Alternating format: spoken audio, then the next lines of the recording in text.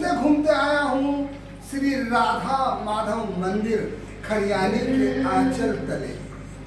और इनके आंचल में के तले में जो एक सुंदर मंदिर है श्री राधा माधव मंदिर का, वहाँ पर श्रीमद् भागवत कथा पुराण हो रही है। और आज हमारे मुख्य अतिथि है, हमारे चैनल के मुख्य अतिथि है श्री मधुसूदनाचार्य जी महाराज, जिनसे मिल करके मैं बहुत खुश हूँ। आइए, आपका मेरा चैनल में स्वागत है। धन्यवाद।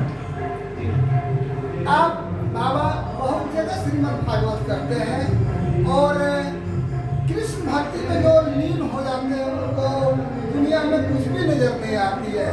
तुझे ना देखूं तो चैन मुझे आता नहीं, एक तेरे सिवा दिल में कोई भाता नहीं, पता नहीं कि हमको तुझसे प्यार हो गया है। और बाबा खरियानी में कैसा महसूस करते हैं? बहुत अच्छा। यहाँ से तो हमारा पुराना संबंध है। जुगनी नहीं है कि यहाँ 11 दिनों के कश्मीर में आया था, वहीं गोपाल बाबू से हमारी भेंट हुई। उन्होंने कहा कि यहाँ राधा माधव रहते हैं। उन्होंने कहा कि बस पास में, यहाँ से 5-7 किलोमीटर है। फिर मैं दर्शन करने आया और उसी समय एक आयोजन हुआ, बड़ा सुंदर। उसके बाद दोबारा हमारा यहाँ आना हुआ। तो राधा माधव की कृपा है, यहाँ के लोगों से हमारा जुड़ाव लगाव है। कितना प्यारा सजा है तेरा द्वार ये राधे, और पता नहीं कि मेरे दिल में तू बस गई हो। आप बाबा ये बोलिए कि आपने इस मार्ग को कैसे चुना? तो बचपन से ही तो ठाकुर जी जाने, हम क्या जाने। उनको जहाँ जिस ओर ले जाना होता है, जिसे वो स्वतः वो ले जाते हैं, कोई अपने मन से कहीं जाता नहीं है। बाबा आप ये बताइए कि इस मार्ग में आके आप कैसा महसूस करते हैं? अब कैसे बताएं हम, कोई रसगुल्ले की मिठास को कैसे बयान करें, उसकी अभिव्यक्ति नहीं है। वह आनंद, वह सुख अलौकिक है, सांसारिक सुख नहीं है। वह एक दिव्य और अलौकिक सुख है, आप उसको कहा नहीं जा सकता। बाबा आप ये बताइए कि अपने श्रीमद् भागवत कथा वाचन करके विश्व को क्या संदेश देना चाहते हैं? प्रेम ही सब कुछ है और जन जन से प्रेम करना चाहिए, जीव मात्र से प्रेम करना चाहिए, किंतु मोह नहीं करना चाहिए। मोह एक दायरा उत्पन्न करता है और दायरे में हम संकुचित होते हैं, जबकि हम भारतवर्ष के लोग अखिल विश्व को विश्व बंधुत्व की शिक्षा देते हैं।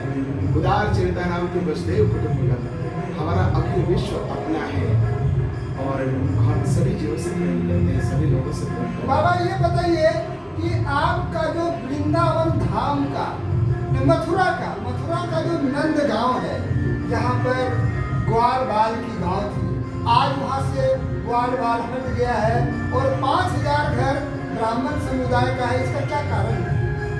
ऐसा कुछ नहीं है, वहाँ कोई ब्राह्मण और ये नहीं है। आज भी वहाँ ग्वाले हैं। आप जिन ढूंढनाथ नहीं पाई, आपकी नजर उनको ढूंढ नहीं पाई है। आज ये वहाँ जो ब्रज 84 कोस है, वहाँ ब्रजवासी आज भी है, लेकिन आप उनको ढूंढने जाएंगे तब आप वहाँ की कमियाँ ढूंढने जाते हैं, वहाँ की विशेषता ढूंढने जाते हैं कि वहाँ नया क्या है, कुछ है। आप यदि प्राचीन वृंदावन का दर्शन करने, प्राचीन गोकुल का दर्शन करने जाएं, प्राचीन नंदगांव का दर्शन करने जाएं, तो वो सब कुछ है, सारे वैसे के वैसे हैं। हम लोगों को तो ऐसा नहीं लगता।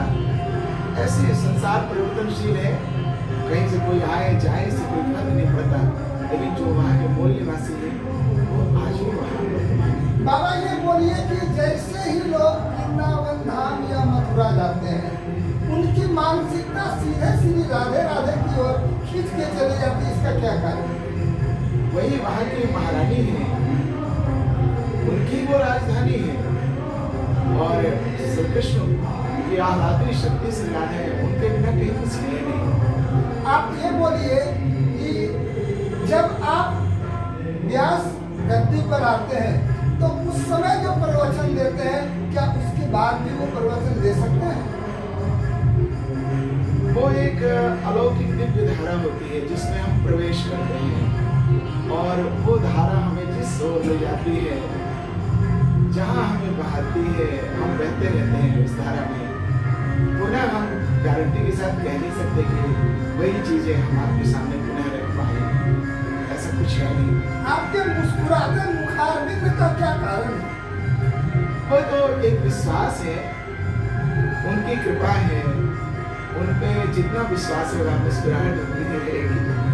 आप एक ही बताइए, एक जटिल प्रश्न है कि श्री कृष्ण जन्मभूमि से सटा हुआ एक मस्जिद है, इसका क्या कारण है? ये सभी लोग जानते हैं कि यहाँ पर यवनों का आक्रमण होता रहा है। यहाँ पर उनको यवन भी शास्त्र में कहा गया, मलेच्छ भी कहा गया और आजकल की भाषा में मुसलमान भी कहा गया। तो वो आक्रमणकारी, वो आतंकी शुरू से ही वो जिनका जिनका आप नाम लेते हैं, सब ये भारतवर्ष सोने की चिड़िया और उसको लूटने के लिए आए। बाद में अंग्रेज आए और सबने भारतवर्ष को लूटा है, प्रत्येक तरह से लूटा, मतलब एक तरह से नहीं। यहाँ आध्यात्मिक जो हमारी पहचान है इनको नष्ट करने की कोशिश की गई। यहाँ के सोने चांदी हीरे जवाहरात इनको भी नष्ट करने की कोशिश की गई। लेकिन यह जो है देवभूमि है, यहाँ जन जन और कण कण में परमात्मा का वास है। इसलिए जब रावण कंस इस भारत भूमि के स्थिरता को नष्ट नहीं कर पाए, ये मुसलमान और अन्य जो हैं वो कुछ नहीं कर पाएंगे। और ये हम जो देख रहे हैं अभी भी हमारे कुछ हिंदू जो उनके पक्षपाती बने हुए हैं, थोड़ी सी अपने स्वार्थ के लेकर के, जो कि ऐसा नहीं होना चाहिए। ये एक लाइन में सत्य है कि वो आक्रमणकारी आए हैं, हमारे मंदिरों को तोड़ करके और अपने अपने मस्जिद बनाए हैं। और आज यदि मोदी जी पुनः आ रहे हैं, हमको लगता है कि पुनः हम अपने स्मृति चिन्हों को, खोए हुए स्मृति चिन्हों को पुनः हम प्राप्त कर सकेंगे। अच्छा, ये बोलिए कि इस वक्त मैं देख रहा हूँ कि लगातार श्रीमद् भागवत, सत्संग इत्यादि हो रहा है, लेकिन फिर भी लोगों की मानसिकता में इतना परिवर्तन होना चाहिए। भौतिकवादी मार्ग से, आर्थिक मार्ग से जो लौट के आध्यात्म की ओर जाना चाहिए, उसमें अभी भी बहुत कमी है। इसका क्या कारण है? आज हमारा भारत संपन्न हुआ है और हर प्रकार से संपन्न हुआ है। अर्थात ये जो विज्ञान की जो प्रगति हुई है ये बहुत बढ़िया है, लेकिन अभी लोग इसको व्यवहार में नहीं ला पाए हैं, बढ़िया से चलना नहीं सीख पाए हैं। व्यवस्था तो मिल गई है, जीवन आलस्य में पड़ गया और भोगों में पड़ गया है इस कारण से। और हमारे जो विदेशों के लोग हैं, विदेशी ऐसी जो व्यवस्था है वो यहाँ पर हावी हो रही है, और जिसके कारण कि यहाँ नशा का बहुत ज़्यादा प्रचलन हो गया हमारे भारतवर्ष में। जो नई पीढ़ी है, ये लगभग 20 वर्ष के अंदर की जो नई पीढ़ी है, ये नशा में लगभग डूब चुका है।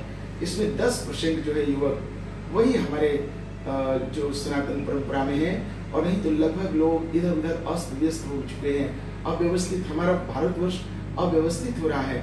लेकिन हम लोग भी विज्ञान से लड़ने में कम नहीं है। हम भी जो है अपनी कथा को, जो भगवान की कथा है, उसको ऐसी व्यवस्था में ला करके इतने रोचक बना करके परोस रहे हैं, इतना लोगों को स्वादिष्ट बना के दे रहे हैं कि लोग इधर आ रहे हैं, उनका रुझान है। और हम चाहते हैं कि ग्रामीण भाषा में, जैसे झारखंड की खोरठा भाषा है, जैसे बंगाल की बंगला भाषा है, जैसे भोजपुर की भोजपुरी भाषा और मिथिला की मैथिली भाषा है, तो हम प्रयास करते हैं कि हम आपकी ग्रामीण भाषा में, हम जो माताएं जो लोग केवल देखने आती हैं, हम उनको उनकी भाषा में अपने शास्त्रों को समझाते हैं। और जो हमारे नौनिहाल बच्चे हैं, छोटे छोटे बच्चे हैं, उनके भी समझ में आ जाए, इसलिए हम लोग सब साधारण भाषा में भागवत जी को रखते हैं। अच्छा, आप ये बताइए कि आज के समय में जो बुजुर्ग हैं, वृद्धावस्था में, उनसे ज्यादा नवयुवक लोग श्रीमद् भागवत या सत्संग का श्रवण करने आते हैं, उसका क्या कारण है? यही कारण है कि इसमें हम लोगों की अहम भूमिका है। हमने कथा तो वही है, लेकिन हमने उसको बहुत रोचक बनाया और इसमें म्यूजिक का पुट किया है ना, संगीत है, झांकियाँ हैं, इसमें इनका बहुत बड़ा योगदान है। और संगीत तो आप जानते हैं कि चाहे योगा कराने वाले रामदेव बाबा हों, उनको भी संगीत की आवश्यकता है। और संगीत के बिना तो जीवन ही नहीं है। क्योंकि संगीत तो सरस्वती की जो स्वर सजनी है। अच्छा ये बताइए कि आपके वृंदावन धाम में, श्री वृंदावन धाम में वानर लोग जो उछल कूद करते हैं, वहाँ के लोगों का जो चश्मा खींच के ले जाते हैं, इसका क्या कारण है? ऐसे कि ये वो बंदर नहीं है, वो साधारण बंदर नहीं है, आपके इधर के बंदर नहीं है। उन्होंने तपस्या किया है, जो वृंदावन का बंदर बने हैं। वहाँ मयूर, बंदर, पशु पक्षी, एक घास तक जो वहाँ उगा है वो तपस्वी है, वो साधारण नहीं है। और उनके ऊपर में किसी प्रकार का आक्षेप नहीं किया जाए। वो आज भी उनको पेय पदार्थ, सुंदर सुंदर बिस्किट, उनके लिए कुछ आप उपहार दें उनको, तो आके वो चश्मा दे जाते हैं और वो उपहार अपना लेके चले जाते हैं, इसलिए वो ज्ञानी है। अच्छा आप ये बोलिए कि वहाँ के प्रेम मंदिर की क्या खूबी है? देखिए प्रेम मंदिर तो आज की व्यवस्था है, प्रेम मंदिर आज की व्यवस्था है और आज के परिप्रेक्ष्य में बनाया गया है। आज के लोगों को आकर्षित करने के लिए, आज के लोगों को व्यवस्थित करने के लिए, आज के लोगों को वृंदावन समझाने के लिए प्रेम मंदिर आवश्यक था और आवश्यक है। बल्कि इससे पहले भी लोग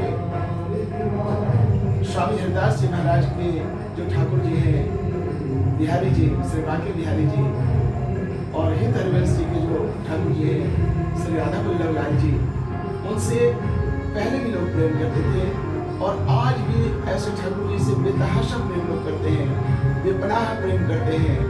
आज भी लोग वहाँ जाकर के अपना आपा खोते हैं, इतना आकर्षण हमारे ठाकुर जी में है।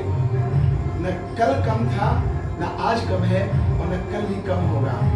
उनका जो आकर्षण है, आकर्षयति इति कृष्ण, कृष्ण इसी का नाम है। अच्छा ये बताइए, एक चीज बताया जाए कि इस्कॉन मंदिर में लोग जब शाम में जाते हैं तो दुनिया को भूल जाते हैं, इसका क्या कारण है? वहाँ की व्यवस्था, वहाँ का वातावरण ऐसा, उन्होंने वेव उत्पन्न किया है, ऐसा वातावरण उत्पन्न किया है, उन्होंने बहुत मेहनत किया है। श्रीकृष्ण भावना, उनका श्रीकृष्ण भावना व्रत संघ है, उनका तो यही है, इसको उनका international Shri Krishna society consciousness Shrikrishna Bhavana Amrit Sangh यही है उनका। चलिए आपको बहुत बेशकीमती समय देने के लिए, क्योंकि आपके कथा वाचन का समय हो चुका है, आपने इतना बेशकीमती समय दिया है, मैं अपने चैनल के माध्यम से आपका बहुत बहुत अभिनंदन करता हूँ, स्वागत करता हूँ और आपसे अनुरोध करता हूँ कि प्रभु कम से कम हम साधारण लोगों पर भी कृपा बरसाते रहिए, खरिहानी आते रहिए और अपने मधुर वचन से, अपने मधुर रस से पूरे जग को नहलाते रहिए। आपने बहुत कीमती समय दिया है, बहुत बहुत बधाई।